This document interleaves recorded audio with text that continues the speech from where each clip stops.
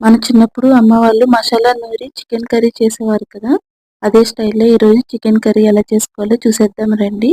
మసాలా కోసం స్క్రీన్ పైన చూపించిన మసాలాలన్నీ ఒక గిన్నెలో వేసుకొని నీళ్లు పోసి ఒక 10 నిమిషాల పాటు నానబెట్టుకోవాలి.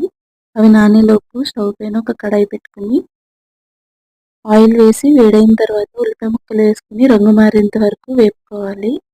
అందులో పసుపు, అల్లం వెల్లుల్లి పేస్ట్, పచ్చిమిరపకాయ చిలికలు వేసుకొని కడిగి పెట్టుకున్న చికెన్ కూడా వేసి కలిపి మూత పెట్టుకొని ముందుగానే నానబెట్టుకున్న మసాలాలన్నీ మిక్సీ జార్లో వేసుకొని మెత్తగా మసాలాలా పట్టుకోవాలి. ఈలోపు చికెన్ నుంచి వచ్చిన నీరంతా ఇంకిపోయి చికెన్ ఉడుకుతుంది.